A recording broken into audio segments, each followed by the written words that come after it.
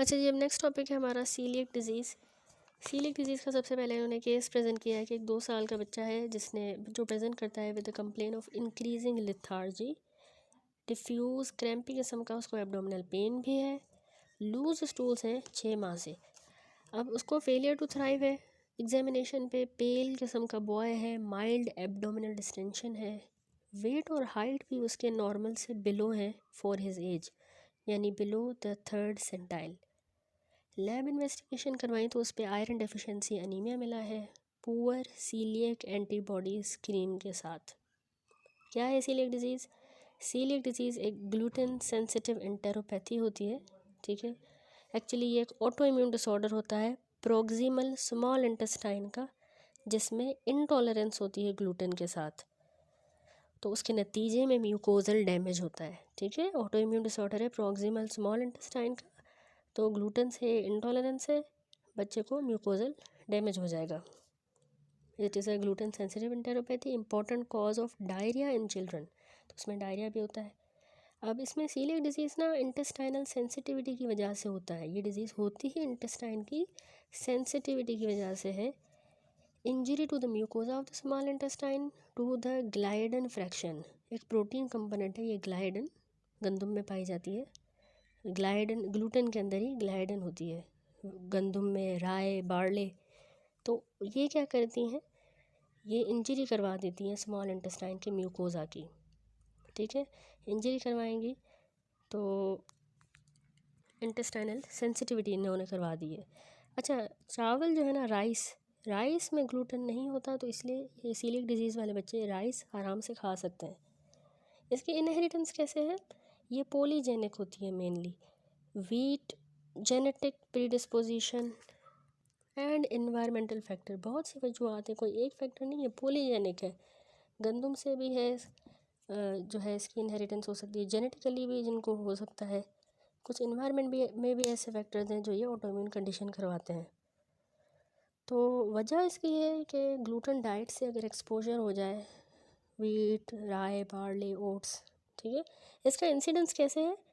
1:3000 birth में ये होती है डिज़ीज़, और up to 2 to 5% of the first degree relatives जो हैं उनको सिम्टमेटिक होती है, 10% को एसिम्टमेटिक डैमेज होता है स्मॉल इंटेस्टाइनल म्यूकोजा को, उनको पता ही नहीं होता कि उनको सीलिक डिजीज़ है, स्मॉल इंटेस्टाइन का म्यूकोजा गंदम खाने की वजह से डैमेज होता रहता है, ठीक है। तो ये बहुत इंपॉर्टेंट टॉपिक है सीलिक डिजीज़, एग्ज़ाम में इस पर क्वेश्चन भी आया है कि आप सीलिक डिजीज़ को डायग्नोस कैसे करते हो, ठीक है। दूसरा ये भी क्वेश्चन आया, यही क्वेश्चन जो है 2 बार रिपीट हुआ है 2021 में, कि how do you diagnose coeliac disease, उसकी डायग्नोसिस हम देखेंगे आगे। अभी हम देख रहे हैं इसकी इंसिडेंस, 3000 में से 1 को होता है, 2 से 5% को फर्स्ट डिग्री रिलेटिव्स में सिम्टमेटिक होंगे। इसके अलावा याद रखें इसमें इंक्रीज इंसिडेंस होता है सीलिक डिजीज़ का उन बच्चों में जिनको टाइप 1 डायबिटीज़ मेलाइटिस है, जिन बच्चों को IgA की डेफिशिएंसी है, और इसके अलावा डाउन सिंड्रोम वाले बच्चे, इनमें सीलिएक डिजीज़ का इंसिडेंस हमें ज़्यादा मिलता है, ठीक है। इसी तरह इंडिविजुअल जिनमें सर्टेन HLA टाइप्स हैं, HLA DR3, DR4, DQW2 and B8, ये हायर रिस्क पे होते हैं फॉर द सीलिएक डिजीज़। अब क्लिनिकल फाइंडिंग्स में आए तो सीलिएक डिजीज़ की वैसे क्लिनिकल फाइंडिंग बहुत ज़्यादा वेरी करती हैं, कंसिडरेबली वेरी करेंगी। मोस्ट बच्चे जो हैं वो हमें सिम्टम्स शो करते हैं between 6 and 24 month of age, ठीक है। 6 माह और 24 महीनों की एज के दरमियान ज़्यादातर ये सिम्टम्स शो करते हैं। जैसे ही हमें पता है कि 6 माह पे वीनिंग स्टार्ट की जाती है, तो उनकी डाइट में जब गंदम इंट्रोड्यूस करवाई जाती है 6 मंथ, तब उनको सिम्टम्स होते हैं after starting the wheat products in weaning. तो सिम्टम जो है किसी भी एज में वैसे हो सकते हैं जब भी ग्लूटेन कंटेनिंग फूड हमने अगर बच्चे को दिए जिसको सीलिएक डिजीज़ है, ठीक है। तो सीलिएक डिजीज़ जो है उसको हम सस्पेक्ट करते हैं किसी भी ऐसे बच्चे में जिसको क्रोनिक डायरिया रहता है, वॉमिटिंग रहती है और एब्डोमिनल डिस्टेंशन रहती है, ठीक है। क्रोनिक डायरिया, वॉमिटिंग और एब्डोमिनल डिस्टेंशन, तो उसमें सीलिएक डिजीज़ सस्पेक्टेड होता है। अगर ये हमें बच्चा जो है वो साइंस एंड सिम्टम शो कर रहा है।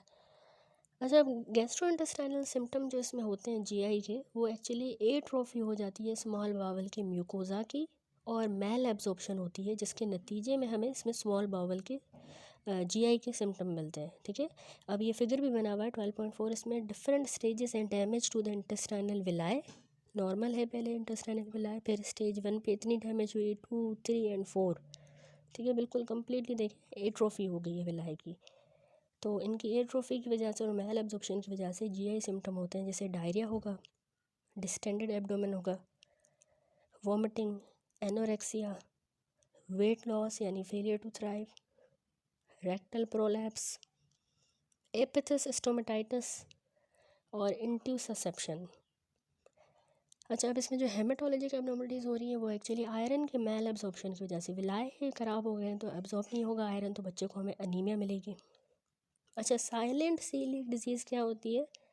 एसिम्टोमेटिक फर्स्ट डिग्री रिलेटिव्स में देखी गई है, जो शो करें severe mucosal damage on biopsy, यानी पर्सन जो है वो एसिम्टोमेटिक होता है। ये एसिम्टोमेटिक जो फर्स्ट डिग्री रिलेटिव्स हैं उनमें हमें मिलती है लेकिन बायोप्सी पे उनके म्यूकोजा जो है वो सिवियरली डैमेज होगा, तो उसको कहते हैं silent coeliac disease, symptom show नहीं कर रही। ठीक है, और पोटेंशियल सीलिएक डिजीज़ क्या होती है? जिसमें TG2 ट्रांस ग्लूटामिनेज 2 एंटीबॉडीज़ डिटेक्ट होती हैं इन situ विदाउट एनी हिस्टोलॉजिकल एब्नॉर्मलिटीज़, यानी बायोप्सी पे हिस्टोलॉजी बिल्कुल नॉर्मल है, उस पर कोई एब्नॉर्मलिटी नहीं है, लेकिन हमें ट्रांस ग्लूटामिनेज एंटीबॉडीज़ मिली हैं, तो उसको हम कहेंगे potential coeliac disease.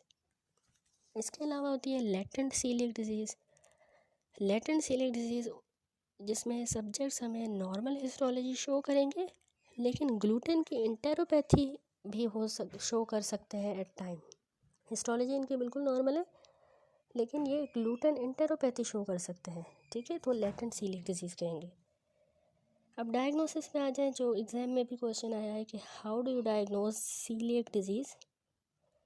Anti transglutaminase IgA antibody और एंटी एंडोमाइसियल IgA एंटीबॉडी, ये आपने याद रखने हैं, इसमें डायग्नोस्टिक होते हैं। एंटीबॉडी टेस्टिंग की जाती है, बेस्ट इनिशियल टेस्ट यही होता है। क्या किया हमने? IgA एंडोमाइसियल और दूसरा सीरम टिश्यू ट्रांसग्लूटामिनेज एंटीबॉडी, ये हमने डिटेक्ट करनी होती है। इसके अलावा हम डायग्नोसिस में इंटेस्टाइनल बायोप्सी भी करते हैं, मोस्ट रिलायबल टेस्ट है ये सीलिएक डिजीज़ का।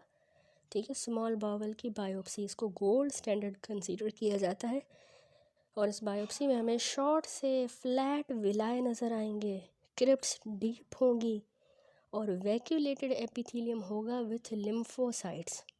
ठीक है, तो ये गोल्ड स्टैंडर्ड है स्मॉल बावल बायोप्सी। तो ये होगी डायग्नोसिस कंप्लीट, ये आपने अच्छी तरह याद रखनी है। एंटीबॉडीज़ हैं और बायोप्सी है, IgA endomysial and serum tissue transglutaminase antibody and small bowel biopsy. Differential क्या बनता है हमारा सीलिएक डिजीज़ में? अदर कॉजेज़ जो है ना मैल एब्जॉर्प्शन के, वो इसमें आते हैं डिफरेंशियल में। ऑटो इम्यून एंटेरोपैथी आ जाता है, ट्रॉपिकल स्प्रू, जियार्डियासिस। ठीक है, ये देखिए बच्चा दिखाया गया है जिसमें क्लिनिकल फीचर्स हमें मिल रहे हैं सीलिएक डिजीज़ के। किस तरह होता है मैंने आपको बताया है, क्लिनिकल फीचर में 6 माह से 2 साल के दरमियान वाले बच्चों में होता है, जब ग्लूटेन उनकी डाइट में इंट्रोड्यूस होता है।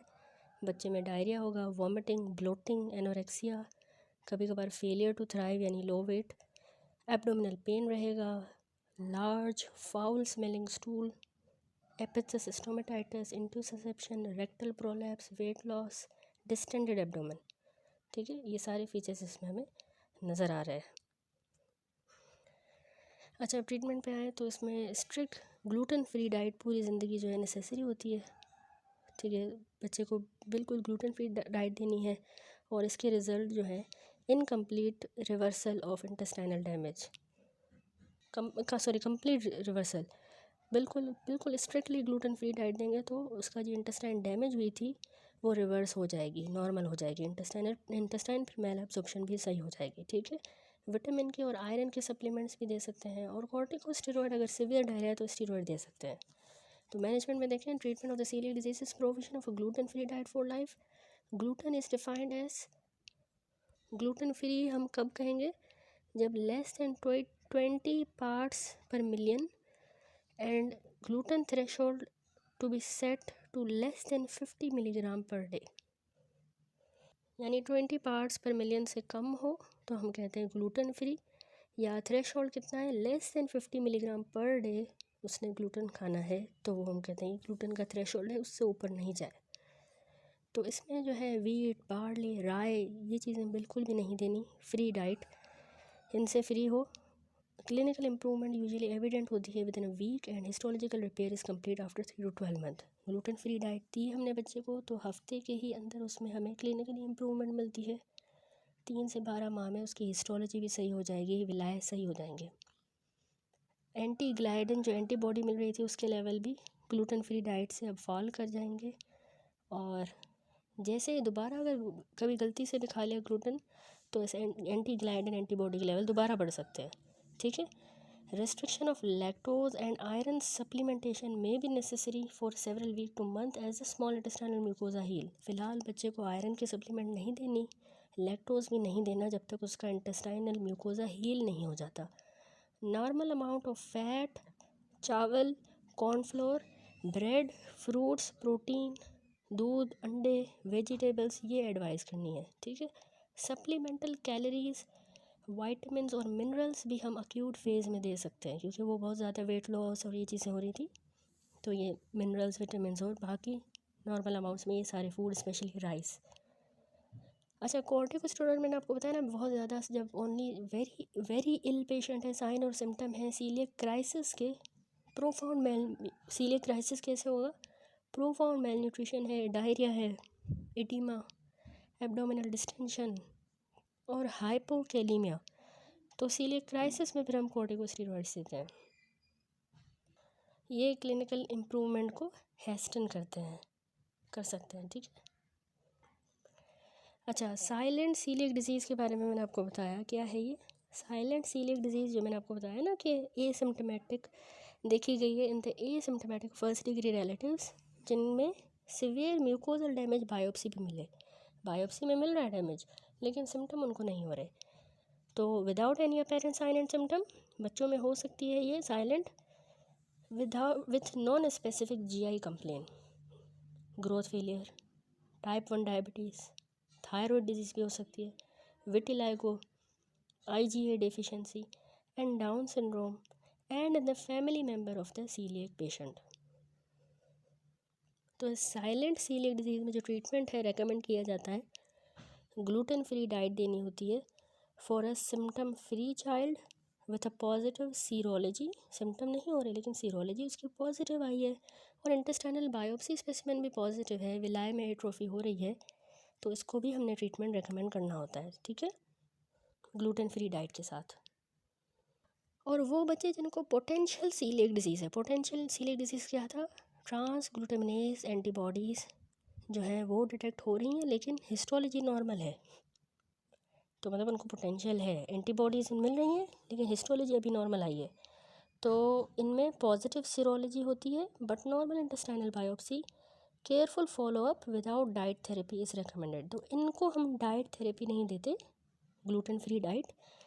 पोटेंशियल सीलियक डिजीज़ में सिर्फ जो है हम केयरफुल फॉलोअप का कहते हैं विदाउट डाइट थेरेपी। ठीक है, ये आपने इसका डिफरेंस थोड़ा सा जहन में रखना है, पोटेंशियल सीलियक डिजीज़ का और साइलेंट सीलियक डिजीज़ की मैनेजमेंट का। ठीक हो गया, दैट्स इट। तो यहाँ पे हमारा टॉपिक कंप्लीट होता है which was the coeliac disease.